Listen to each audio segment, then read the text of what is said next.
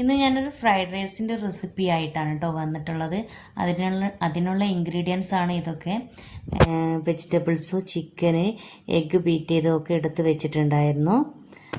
ഈ ഒരു പാകത്തിൽ അരിഞ്ഞ് വെക്കട്ടോ. അതിനുശേഷം ഒരു പാൻ എടുത്ത് അതിലേക്ക് 3-4 ടേബിൾ സ്പൂണ് സൺഫ്ലവർ ഓയിൽ ഒഴിക്കുക. അതിനുശേഷം അതിലേക്ക് വെളുത്തുള്ളി, ചെറുതായിട്ട് അരിഞ്ഞ വെളുത്തുള്ളി ഇടുക. അതൊന്ന് ജസ്റ്റ് ഒന്ന് ഫ്രൈ ആയതിന് ശേഷം അതിലേക്ക് നമ്മൾ വെജിറ്റബിൾസൊക്കെ ആഡ് ചെയ്യണം കേട്ടോ.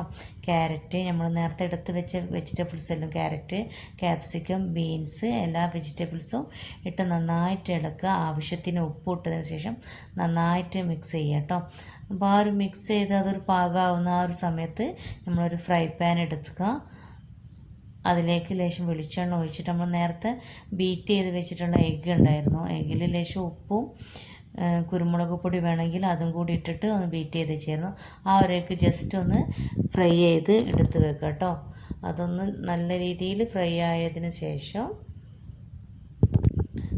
നല്ലോണം ഇളക്കി അതിന് ഫ്രൈ ആയതിനു ശേഷം നമുക്ക് ആ ഒരു സമയത്ത് നമ്മൾ ഈ ഒരു വെജിറ്റബിൾ നോക്കണം കേട്ടോ. വെജിറ്റബിൾ നമ്മൾ അടുപ്പത്ത് വെച്ചിട്ടുണ്ട്. അപ്പോൾ അത് നന്നായിട്ട് എടുക്കുക. വേണ്ട ഇൻഗ്രീഡിയൻസ് ഓരോന്ന് അതിന് പാകത്തിന് ഇട്ട് കൊടുക്കുക. അപ്പോൾ ആ എഗ്ഗ് ഫ്രൈ ചെയ്ത് വെച്ചത് മാറ്റി വെച്ചതിന് ശേഷം നമ്മൾ കുറച്ച് ചിക്കൻ്റെ പീസ് എടുത്തിട്ടുണ്ടായിരുന്നു. ലേശം സോയാ സോസ് ഉപ്പ് ഇട്ടിട്ട് നല്ലോണം കുറച്ച് പാകത്തിന് വെച്ച് കുറച്ച് നേരം വെച്ചിട്ടുണ്ടായിരുന്നു. അത് ഇതേമാതിരി ജസ്റ്റ് ഒന്ന് ഫ്രൈ ആയി വെക്കുക. അതിനുശേഷം ഈ ഒരു ഫ്രൈഡ് റൈസിലേക്ക് വേണ്ടതിലേക്ക് ലേശം കുരുമുളക് പൊടി ഇടുക. കുരുമുളക് പൊടി ഇട്ടിട്ട് നല്ലോണം ഒന്ന് ഇളക്കി കൊടുക്കുക. അതിനുശേഷം നല്ലോണം ഇളക്കിയതിന് ശേഷം സോസ് ഒഴിക്കുക. ചില്ലി സോസ് ഒഴിക്കുക. ചില്ലി സോസ് നല്ലോണം മിക്സ് ചെയ്യുക. അതിനുശേഷം സോയാ സോസ് ഒഴിക്കുക.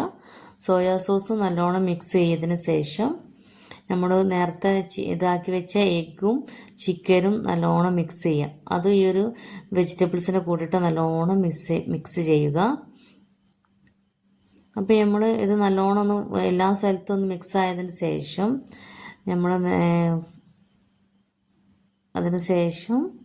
നമ്മൾ റൈസ് വേവിച്ച് വെച്ചിട്ടുണ്ടായിരുന്നു. ആ റൈസ് ഇതിലേക്ക് ഇട്ട് കൊടുക്കുക.